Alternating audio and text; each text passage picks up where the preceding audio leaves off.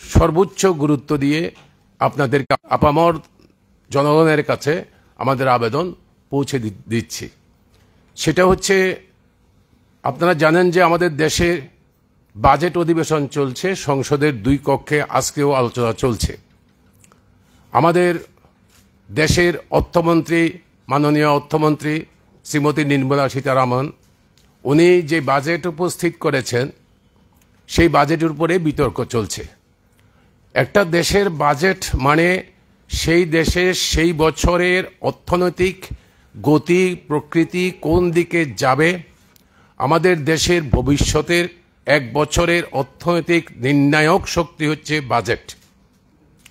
সেই বাজেট যখন আলোচনা হয়, গোটা দেশের অর্থনীতিবিদরা এবং সংশ্লিষ্ট সেক্টরগুলোতে শিল্প, কৃষি, বেকার যুবক যুবতী, মহিলা, তফসিল উপজাতি, তফসিল জাতি, ধর্মীয় সংখ্যালঘু মুসলিম, বিভিন্ন রাজ্য সরকারগুলো, এর মধ্যে ছোট রাজ্য সরকার আছে, আমাদের মতো পার্বত্য এলাকার যে রাজ্যগুলো আছে সেগুলো আছে, সবাই চোখ এক নজরে থাকে খবরের দিকে, যে আমার জন্য কি বরাদ্দ হলো, আমার ছেলেরা চাকরি পাবে কিনা, আমার রাস্তাঘাট হবে কিনা, আমার দেশের সমৃদ্ধি হবে কিনা, আমাদের দেশের জিনিসপত্রের দাম কমবে কিনা। এটাই বাজেটের মূল উদ্দেশ্য, বাজেট হয়, এটা আমরা সকলে জানি।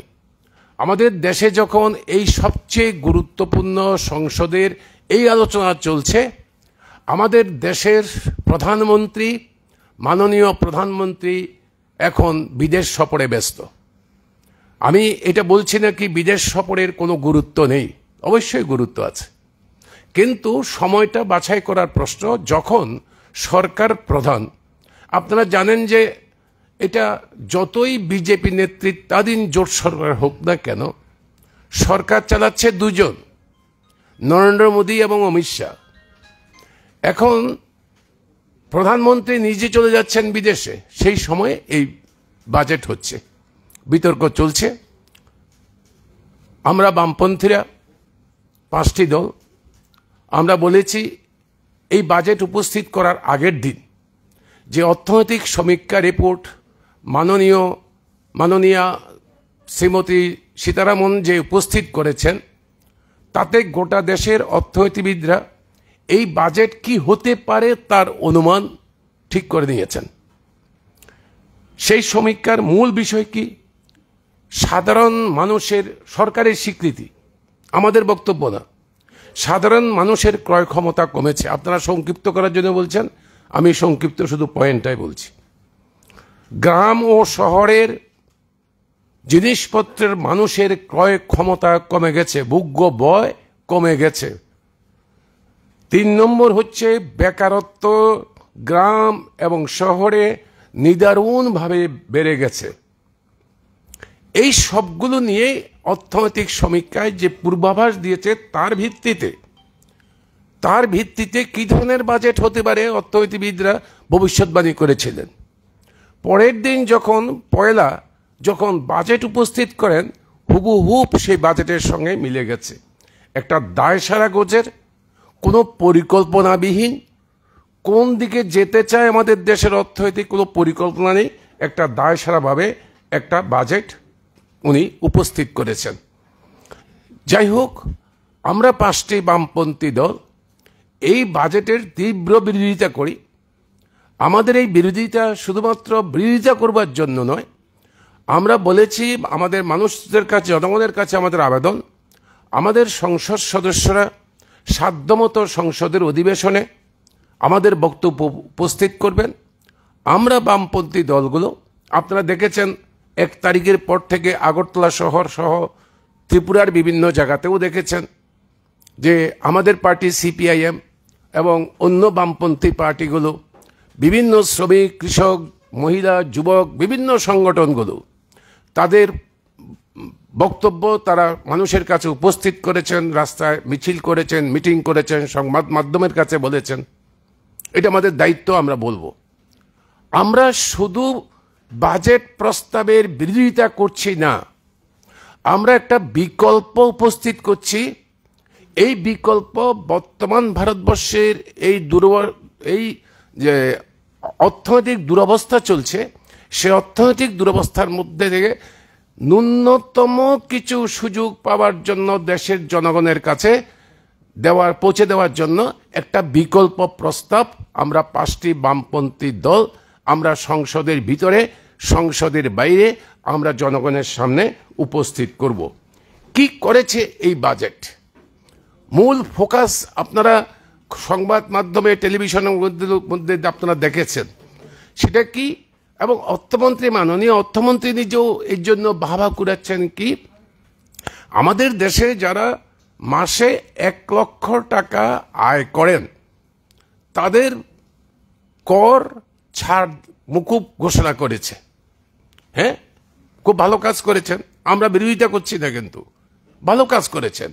কিন্তু আমাদের দেশের রাজকোষে যেই ক্ষতিটা হবে, যেই টাকাটা এই ইনকাম ট্যাক্সের মুকুব করার ফলে আসবে না, সেই টাকাটা কোত্থেকে আসবে? এখানেই আমাদের বিকল্প প্রস্তাব। সেই টাকাটা যদি রেগার থেকে যায়, টুয়েব থেকে যায়, আইসিডিএস থেকে যায়, সমাজ শিক্ষা পরিকল্পনা থেকে যায়, কৃষি থেকে যায়, শিল্প থেকে যায়, সেখানেই আমাদের আপত্তি। যা গেছে, আমি আপনাদের যদি সময় দেন আমি দেখাতে পারবো কিভাবে গেছে। কিন্তু এইভাবে যাওয়াতে আমরা বিরোধিতা করছি। আমরা বলছি যে আমাদের দেশের যারা কর্পোরেট হাউস অতি ধনীদের 4% হারে 4% হারে যদি ট্যাক্স বাড়ানো হয়, তাহলে পরে আমাদের দেশের 1 লক্ষ পর্যন্ত আয়, তারা যেটা 12 লক্ষ বলছে বছরে, এই 12 লক্ষ পর্যন্ত আয়ের ফলে যে রাজস্বের ক্ষতি হবে তার চেয়ে কয়েক গুণ বেশি ভারতবর্ষের কোষাগারে অর্থ জমা হবে। যেই টাকা দিয়ে আমাদের দেশের কর্মসংস্থানের সুযোগ তৈরি হবে, আমাদের দেশের পরিকাঠামো তৈরি হবে, যেই টাকা দিয়ে আমাদের দেশের কৃষি শিল্প বাঁচবে। এবং সেই জন্যই আমাদের বিকল্প প্রস্তাব আমরা একটা একটা করে আপনাদের কাছে আমি বলবো। সেটা হচ্ছে কি, যেমন ধরুন কি করেছেন উনি কি করেছেন, উনি যেমন ধরুন, আমি একটা উদাহরণ দিই, সবটা বলতে পারবো না, আপনাদের কাগজেও বেরিয়েছে প্রধানমন্ত্রী ধনধান্য কৃষি যোজনা, নতুন যোজনা। আপনারা সবাই যারা বুঝতে ভিতরে ঢুকলো তারা হয়তো দেখলো, যারা দেখলো না তারা হাততালি দিল। এবং আগরতলা শহরে কি র্যালি, এটা সংবর্ধনা দিচ্ছে, মানে বাজেটকে ধন্যবাদ র্যালি। কৃষক কি পেল এই যোজনার মধ্যে? 1 টাকাও তাতে কিন্তু বরাদ্দ নেই। দয়া করে আপনারা বইটা খুলে দেখেন, বাজেট বরাদ্দের বইটা, প্রস্তাবটা খুলে দেখেন। প্রধানমন্ত্রী ধনধান্য কৃষি যোজনা কি করেছে, তার মধ্যে কি বলা আছে? কোনো টাকা ধরা নেই। কি বলা হয়েছে? বর্তমানে যেই প্রকল্পগুলো আমাদের দেশের কৃষি ক্ষেত্রে চালু আছে, সেই প্রকল্পগুলোকে একযোগে নিয়ে একটা প্রকল্পের নাম দিয়েছে প্রধানমন্ত্রী ধনধান্য কৃষি যোজনা। এখানেও তো একজন দেখলাম মোহনপুরে নাচছেও এই কথা বলে, প্রধানমন্ত্রী ধনধান্যে পুষ্পে ভরা আমাদের এই বসুন্ধরা বলে নাচানাচিও করছে। কিন্তু কৃষকরা কিন্তু ওরা সচেতন করবার আমাদের দায়িত্ব, আমরা তাদের এইভাবে আমি একটা একটা করে বলতে পারি। শিল্পের জন্য কি করেছে কি জানেন? এই সংযুক্তিকরণ করে কি লাভ হয়েছে আপনারা জানেন যে প্রধানমন্ত্রী ফসল বীমা যোজনা ছিল, এই যোজনার থেকে 3000 টাকা কমিয়ে দিয়েছে। এই নতুন এটা একসঙ্গে অ্যামালগেট করে যুক্ত করতে গিয়ে 3000 টাকা কম 3000 কোটি টাকা 3000 কোটি টাকা আপনার কমে গেছে। আপনারা জানেন যে সবচেয়ে হাততালি নিচ্ছে প্রধানমন্ত্রী গরিব কল্যাণ যোজনা। এই প্রধানমন্ত্রী গরিব কল্যাণ যোজনা এটার সঙ্গে অ্যামালগেট করে কি করেছে, এখানে 10,000 কোটি টাকা কমিয়ে দিয়েছে।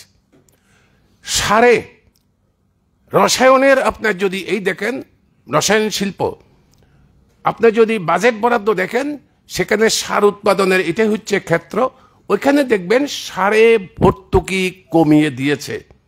আপনারা জানেন যে আমাদের দেশে উদারীকরণ নীতি চালু হওয়ার পরে আমাদের দেশের উৎপাদিত সার দিয়ে আমাদের দেশের কৃষকদের কিছু চলে না, বিদেশের উপরে নির্ভর করতে হয়।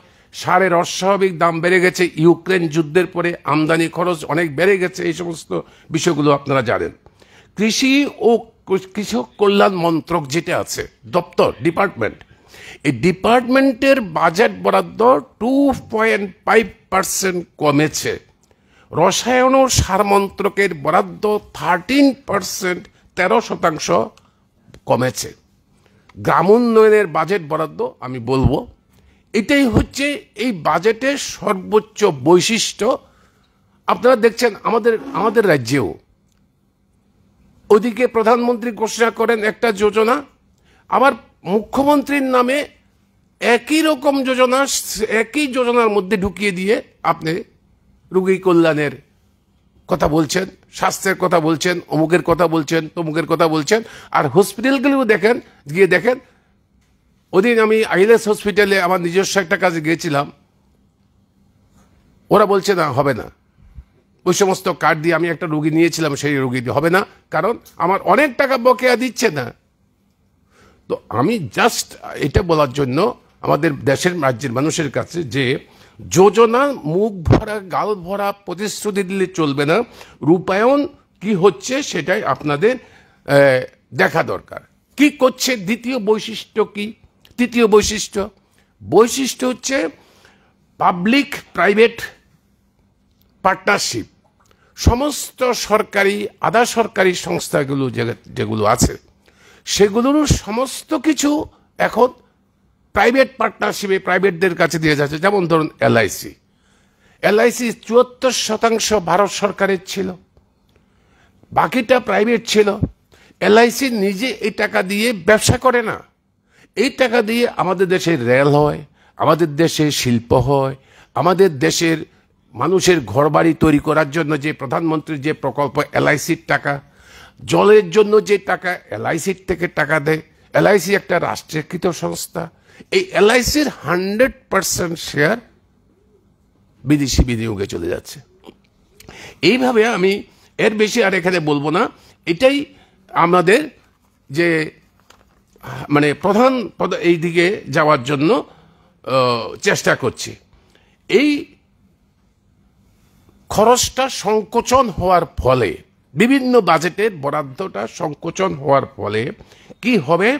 সবচেয়ে বেশি আঘাতপ্রাপ্ত হবে আমাদের দেশের খাদ্য সুরক্ষা। ভারতবর্ষের মতো এত বড় দেশে, 140 কোটি বিশ্বের বৃহত্তম জনসংখ্যার দেশ, সেই দেশে যদি খাদ্য নিরাপত্তা না থাকে তাহলে পরে সেই দেশ ভিক্ষাপাত্র নিয়ে ঘুরতে হবে। আমাদের দেশের খাদ্য নিরাপত্তা দারুণভাবে বিঘ্নিত হবে। এবং সামাজিক সুরক্ষা, ভারতবর্ষ আপনারা জানেন আমাদের কনস্টিটিউশনাল প্রিএম্বারে লেখা আছে একটা কল্যাণকামী রাষ্ট্র।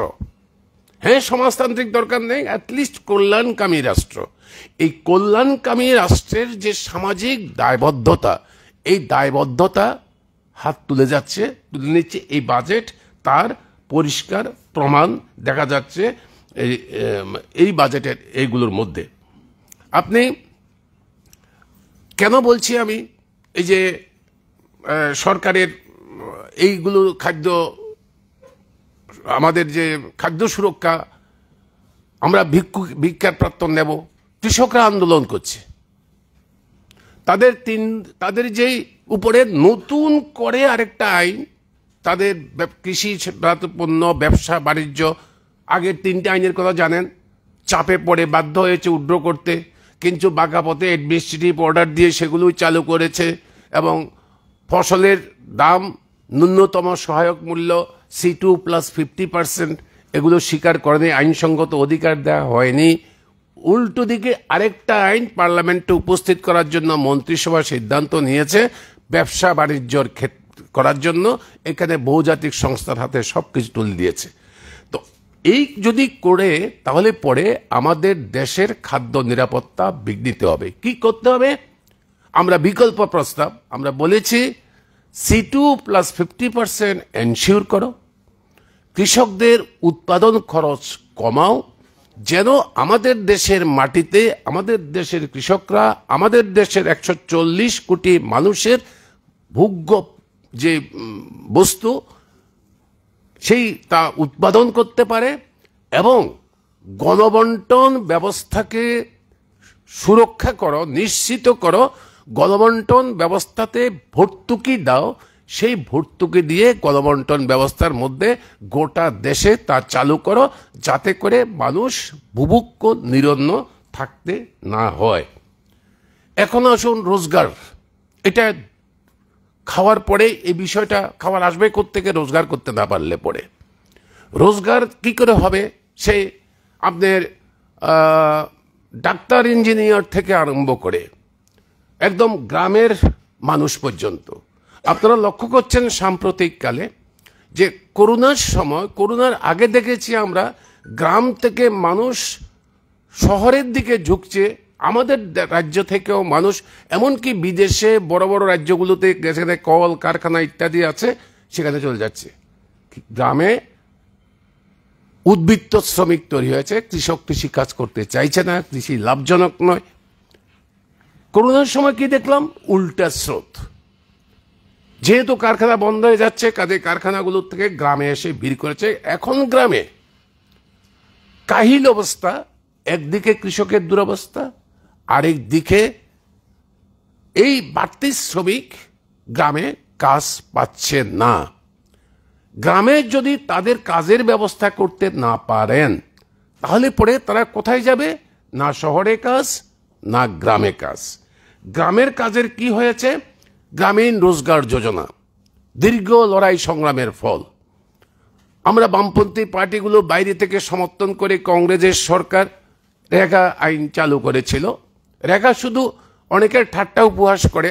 আমরা যখন আমাদের বামপন্থী ফ্রন্টের যখন রাজ্যের সরকার ছিল, রেগাতে যখন ফার্স্ট হতো তখন অনেকে ঠাট্টায় আর কি করতো, রেগাতে ফার্স্ট হতে পারে সিপিএম বামপন্থীরা, আর অন্য কিছুতে ফার্স্ট হতে পারে না। আরে রেগা শুধুমাত্র কয়েক টাকা মজুরি দিয়ে একটা শ্রমিককে কাজ দেওয়ার প্রশ্ন নয়, রাইট, অধিকার। কাজের অধিকার সংবিধানের মধ্যে লিপিবদ্ধ করো। আমি যদি কাজ চাই আমাকে কাজ দেবে, আমি যদি কাজ চাই তুমি সরকার আমাকে ন্যূনতম 100 দিন কাজ দিতে বাধ্য থাকবে। তোমার মজুরি মতো আমি কাজ করব, এবং আমাকে যদি তুমি 15 দিনের মধ্যে আমার মজুরি ফেরত না দাও, দিনের মজুরি দিয়ে দেওয়ার কথা যদি কোনো কারণে না পারো, 15 দিন পরে তুমি আমাকে জরিমানা দিতে হবে। এটা হচ্ছে আইন, অধিকার। অধিকারের জন্য লড়াই। এখানে কিছু ভিক্ষা প্রাপ্ত নিয়ে নরেন্দ্র মোদীর কাছে বা কারোর কাছে আমরা ভিক্ষা চাইছি না। আমার অধিকার, সেই অধিকারগুলো কি করেছে আপনি দেখবেন। 24-25 সালে এটার বরাদ্দ ছিল 86,000 কোটি টাকা। 23-24 সালে তার আগের বছর এটা ছিল 89,000 কোটি টাকা। 25-26 সালে আবার সেটা বরাদ্দ দাঁড়ালো 86,000 কোটি টাকা। এবং আমি আপনাদের বলে রাখি, এর থেকে কিন্তু বাদ যাবে এই যে 86,000 কোটি টাকা বাজেট বরাদ্দ, এর থেকে বাদ যাবে এই বছর জানুয়ারি মাস পর্যন্ত ভারত সরকারের পোর্টালে হিসাব অনুযায়ী 6,950 কোটি টাকা মজুরি বাবদ বকে আছে। আপনারা যদি বিশ্বাস না করেন, আমি একটা উদাহরণ দিই। আমাদের রাজ্যের পানিসাগর ব্লক 1 কোটি টাকা রেগার টাকা বাকি আছে, বিডিওর নিজস্ব স্বীকারোক্তি। এইভাবে প্রত্যেকটা ব্লকে ব্লকে রেগার মজুরি বাকি কত টাকা পায়, আর সেই টাকাটাও কিভাবে খরচ হয় সেটা আপনারা জানেন। সেটা এই আজকের আলোচনার বিষয় নয়। ভাগ করে কিভাবে, লুঠেরা কিভাবে নেয়, পঞ্চায়েত কিভাবে নেয়, ওই চেয়ারম্যান ভাইস চেয়ারম্যানরা কিভাবে নেয়, এটা আমি এইবার নাই বা বললাম। কিন্তু এখানে কোটি কোটি টাকা পাবে। তার মানে হচ্ছে 86,000 কোটি টাকার যেটা কথা বললাম, এটা প্রকৃত টাকা নয়, পূর্বের গত বছরের বকেয়া টাকা মিটাতে গিয়ে এই টাকা কিছুই থাকবে না। এরকম পরিস্থিতির মধ্যে আমরা এই বাজেটে আমরা আমরা আমাদের আমরা আমরা বাজেটকে দেখছি যে গ্রামীণ অর্থনীতি কিভাবে ঢুকছে। তো এটা শুধুমাত্র এদিক থেকে নয়, রেগার রেজিস্ট্রেশন, রেগার শ্রমিকদের, যেহেতু রেগা নিয়ে বলছি, রেগার রেজিস্ট্রেশন করতে গিয়ে দেখা গেল যে 25,89,00,000 শ্রমিক রেগাতে রেজিস্টার্ড হয়েছে। এরপরে রেগাতে ABPS অ্যাপসের অ্যাপ্লিকেশন আরম্ভ হলো।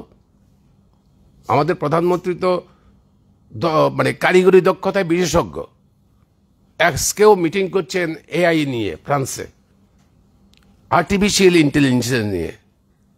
ওনাকে আমি ভগবানে বিশ্বাস করি না, ওনার মা বাবা আশীর্বাদ করুক, উনি আরও যেন মানে উন্নততর বিজ্ঞান না, এটা কিন্তু বেসিক সায়েন্স না, কারিগরি বিজ্ঞান কোনো বিজ্ঞান নয়, কারিগরি হচ্ছে সায়েন্সের অ্যাপ্লিকেশন, এবারে আরও দক্ষ হয়ে উঠুক।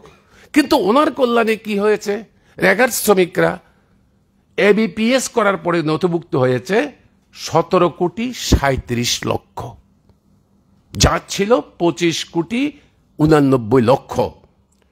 একসঙ্গেই বাদ পড়ে গেল 6,52,00,000 শ্রমিক বাদ পড়ে গেল। এটা 21 সালের কথা বলছি। 22 সালের রেগা থেকে মোট 7,60,00,000 কমে গেল। 23 সালে এসে আরো 1,90,00,000 কমলো। মোট মিলে 8 কোটির বেশি শ্রমিক, রেজিস্টার্ড শ্রমিক, তারা বাদ পড়ে গেল। কোথায় শ্রমিকের সংখ্যা বাড়ার কথা, এটা বাদ পড়ে গেল। তো কি হবে এখন আমাদের? এই গ্রামের নিরন্ন মানুষগুলো কোথায় যাবে? শহরে।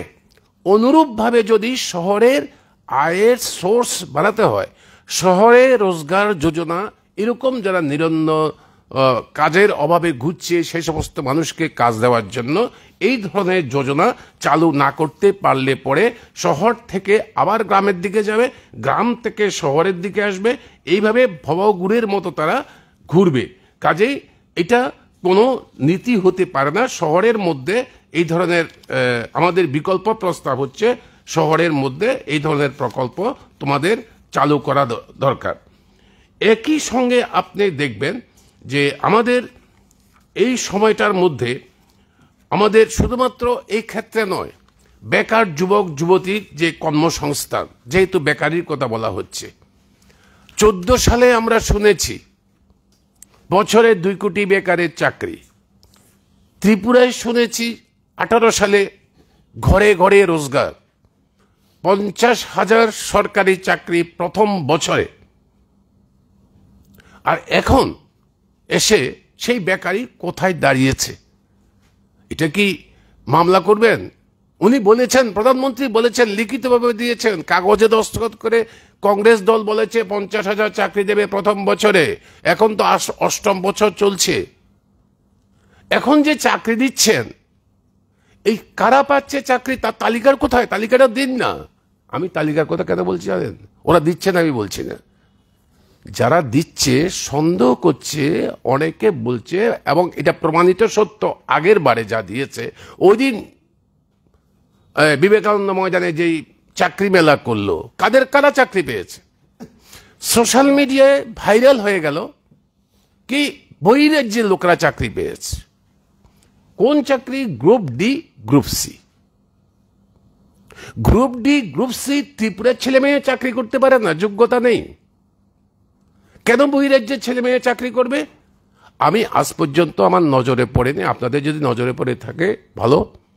সরকারের তরফ থেকে কোনো কন্ট্রাডিকশন নেই যে না আমাদের রাজ্যের ছেলে মেয়ে চাকরি পেয়েছে।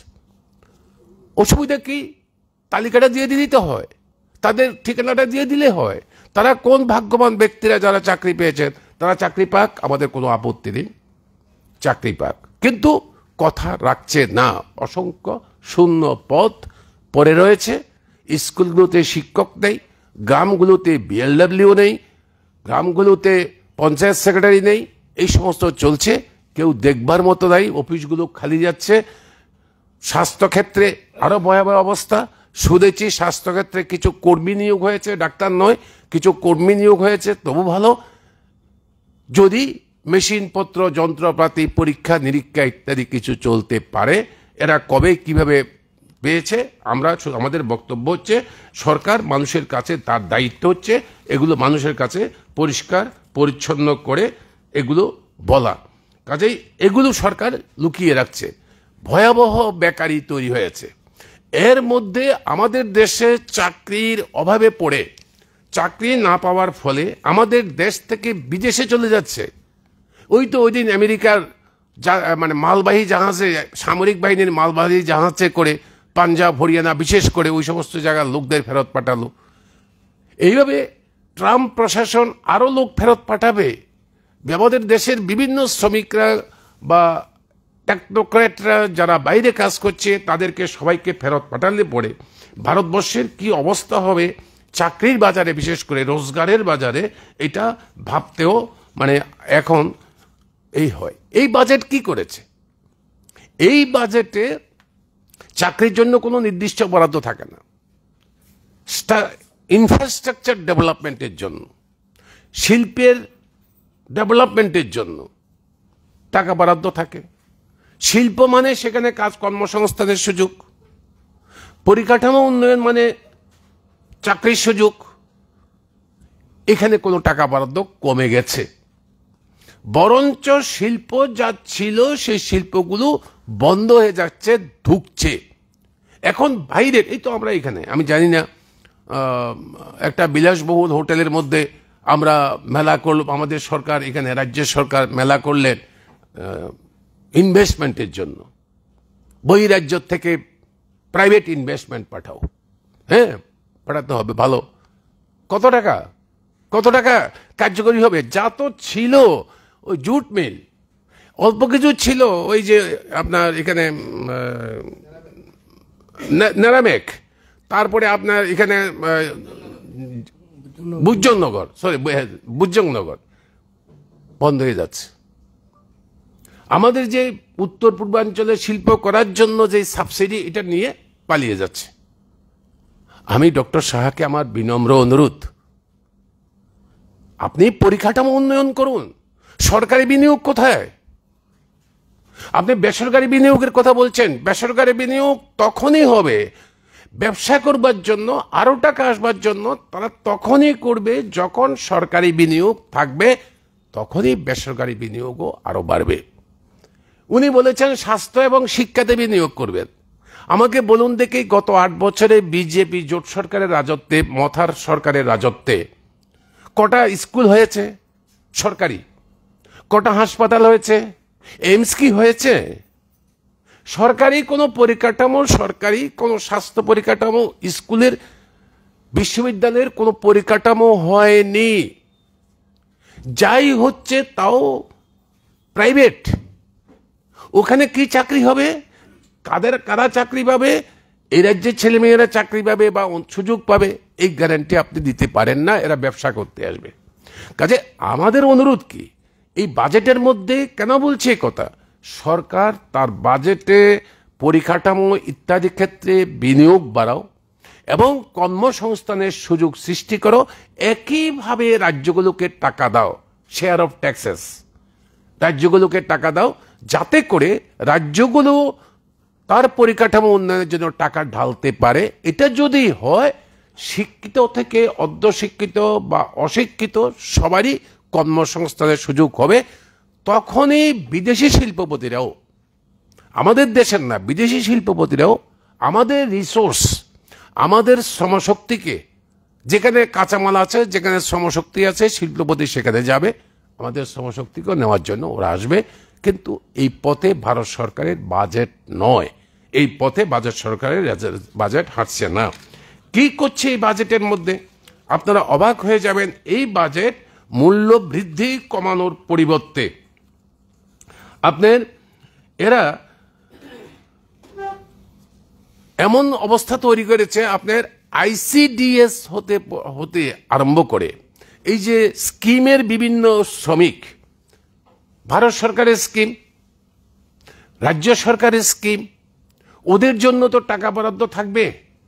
ওরা কিভাবে কোন সত্ত্বে কাজ করবে, বেতন মজুরি কত পাবে, কি হবে না হবে, সব এক পয়সা সেখানে বাড়েনি, বরং সেখানে অর্থ হ্রাস পেয়েছে, বরাদ্দ হ্রাস পেয়েছে।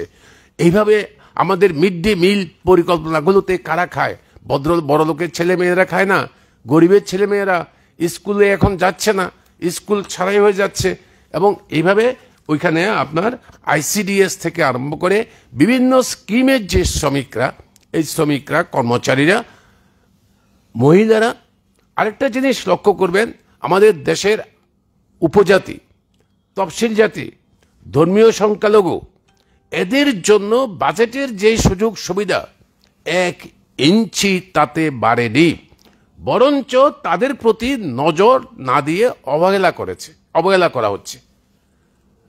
এদের প্রতি নজর না দিয়ে যদি অবহেলা করা হয়, দেশের একতা সংহতি বিপন্ন হবে, ঐক্যবদ্ধ করা যাবে না।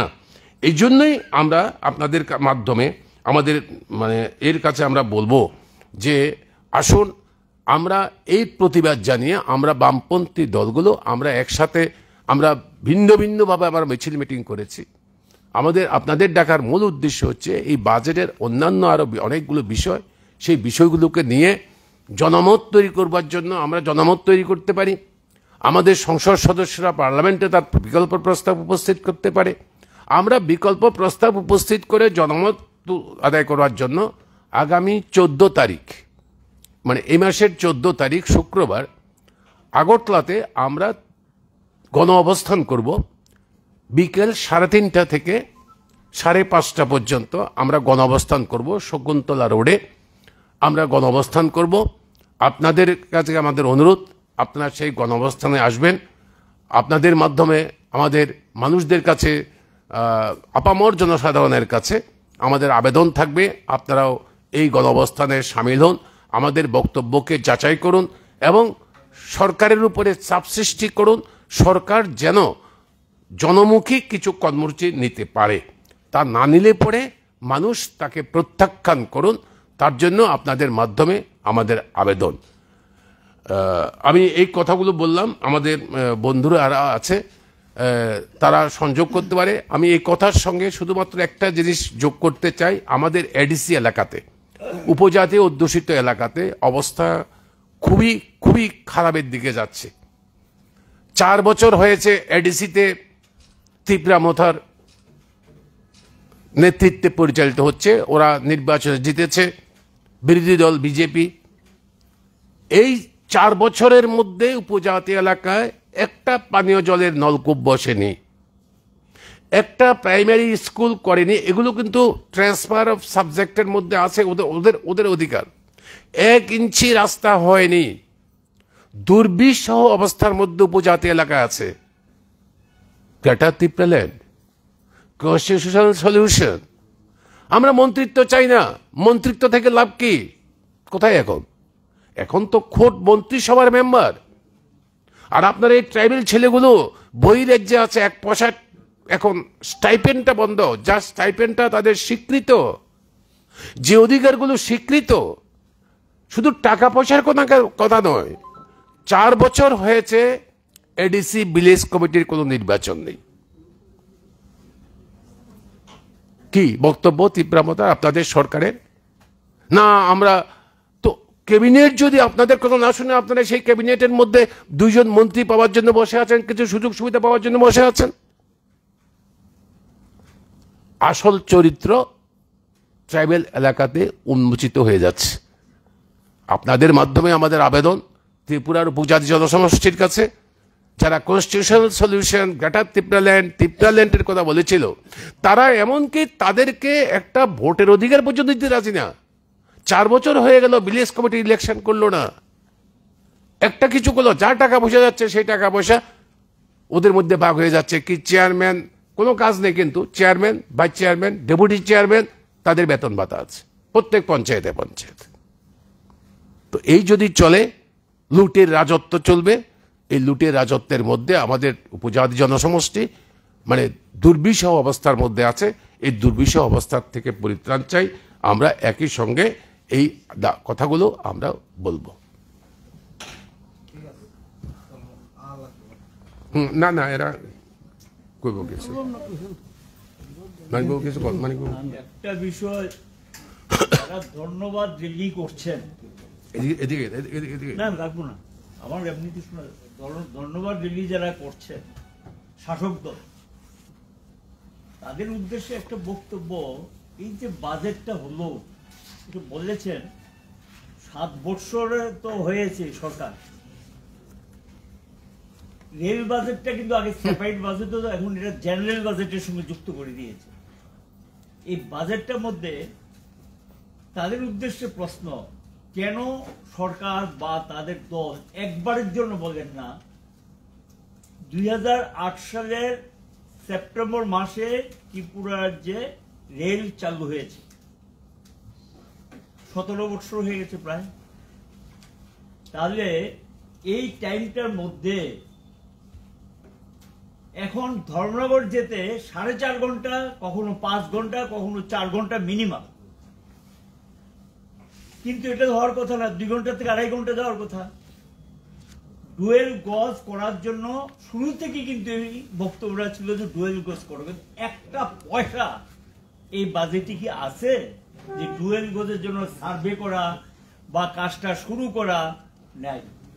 তৃতীয়, অল্টারনেটিভ রেলের জন্য বলা হয়েছিল, তারাও বলেছিল 2018 ভোটের আগে বক্তৃতা করে বলেছে অল্টারনেটিভ রেল লাইন যেটা কৈলাসহর, কমলপুর, খোয়াই, সোনামুড়া হয়ে বিলোনিয়া কানেক্ট করা হবে মূল লাইনের সঙ্গে। এই অল্টারনেটিভ লাইনের জন্য 7টা বছর গেল, 1 পয়সা বরাদ্দ আছে? তাহলে ধন্যবাদ দিল্লি যারা করছেন, তাহলে এই দাবিটা করুক না, ধন্যবাদ জানান। তারা যেহেতু ধনিক বণিকদের দল, বড় লোকের দল, স্বাভাবিক কারণে বাজেট তাদেরকে খুশি করেছে, তারাও খুশি, কিন্তু আম জনতার তো কিছু হয়নি। আর সবচেয়ে বড় বেমালুম যেটা ভয়ঙ্কর প্রবণতা সরকারের, বেকার সমস্যার যে তীব্রতা ভারতবর্ষে, এটা সবাই এক বাক্যে স্বীকার করছেন, অর্থনীতিবিদরা পর্যন্ত বলছেন ভয়ঙ্কর পরিস্থিতি, আউটব্রাস্ট মতো অবস্থা। এই বেকার সমস্যা সম্পর্কে বেমালুম ভুলে গেছে বাজেটটা, কোনো বরাদ্দ সরাসরি তাদের ক্ষেত্রে কোনো বরাদ্দ কিন্তু নেই, খালি পদ পূরণ করা, নতুন পদ সৃষ্টি করা নেই। আপনারা শুনছিলেন যে পিএসইউ গুলো, বাজেটের সবচেয়ে ঘাটতি পূরণের জায়গা ছিল পিএসইউ গুলো, public sector undertaking. Lakh lakh crore টাকা 9টা সংস্থা ছিল যেগুলো নবরত্ন বলা হতো, লক্ষ লক্ষ কোটি টাকা ডিভিডেন্ড দিতে, এগুলো তো মোটামুটি এখন তামাদি হয়ে যাচ্ছে। সর্বশেষ পৃথিবীর 2য় বৃহত্তম সংস্থা এটা এলআইসি, লগ্নিকারক সংস্থা, পৃথিবীর 2য় বৃহত্তম কিন্তু এই সংগঠনটা, এটাকেও শেষ করে দেওয়ার জন্য 100% ফরেন ডাইরেক্ট ইনভেস্টমেন্ট কল করে দিয়েছেন। এবং এই পরিস্থিতির মধ্যে কৈলাসহরের বিমানবন্দর নিয়ে আসা যাওয়া, প্রেস রিলিজ, হেন তেন অনেক কিছু হয়েছে। কৈলাসহর বিমানবন্দর প্রায় বলেই দিয়েছিলেন যে এটা খুব শর্ট টাইমের মধ্যে চালু হয়ে যাবে, আজকে 7 বছর হলো। এবার যে কথাগুলি দেখলাম, 2-4টা এয়ারপোর্টের কথা বলেছেন, এটা থাকলো না কেন? কৈলাসহর এয়ারপোর্টটাকে কিভাবে এটাকে এক্সপান্ড করা যায় এবং তার জন্য অর্থ বরাদ্দ একটা লাইনও তো নেই। তো এই রাজ্যের জন্য ভারতবর্ষের কথা বলেছে, আমি ওই লাইনে নিশ্চয়ই সেটা যেটা বলেছে এটা ঘটনা, কিন্তু এই যে সেন্ট্রাল বাজেটটা, কেন্দ্রীয় বাজেটে ত্রিপুরার জন্য কি আছে? কোন একটা না। ওরাই বলেছে এইমস হাসপাতাল প্রায় এসে গেছে, জায়গাটাকেও দেখেছে, 3-4 জায়গায় গিয়ে দেখেছে। তো এইমস এর তো এবার যে দেখে 4টা বেরিয়েছে, যে কোথায় কোথায় 2-1টা হাসপাতালটা তার স্বাস্থ্য পরিকাঠামো তৈরি হবে, কোথাও তো দেখলাম না যে ত্রিপুরাতে একটা এইমস এর হাসপাতাল হবে। নজরে পড়েনি, কি জানি আপনাদের নজরে পড়েছে কিনা। তো রাজ্যটাকেও তো টোটালি বঞ্চিত করা হয়েছে। রাজ্যবাসীর কথা চিন্তা করে একবার কি তাদের দিক থেকে প্রতিবাদ থাকবে না? কারণ প্রতিবাদ করবে না, এই কারণে এখানকার আম জনতা, সাধারণ মানুষ ক্ষতির হাত থেকে রেহাই পাক, এটা তারা শ্রেণীগত অবস্থান থেকে চায় না। এটা বড়লোক ধনিক বণিকদের স্বার্থ রক্ষাকারী বাজেট, একেবারে নির্লজ্জভাবে তাদের পক্ষে দাঁড়িয়েছে, পরিষ্কারভাবে, একদম লজ্জাহীনভাবে এটার পক্ষে দাঁড়িয়েছে যে এই বাজেটের বিরুদ্ধে গোটা দেশে আমাদের যা শক্তি আছে 5টি বামপন্থী দল লড়াইতে নেমেছেন। আমরা প্রতিবাদ করছি, আমজনতার পক্ষ থেকে ব্যাপক সমর্থন আমরা পাচ্ছি। সরকার এখন তার দৃষ্টিভঙ্গি পরিবর্তন করবে কিনা সেটা তাদের উপর নির্ভর করে, কিন্তু মানুষকে সচেতনভাবে যদি এগিয়ে না আসে, এবং এইটা আরেকটা জিনিস হবে যেটা তৈরি থাকুক, পকেট তো প্রতিদিনই কাটছে। 100 টাকার জিনিস কিনলে 24 টাকা, 28 টাকা, 18 টাকা, 118 টাকা দিতে হয়, 124, 128 টাকা দিতে হয় জিএসটি না।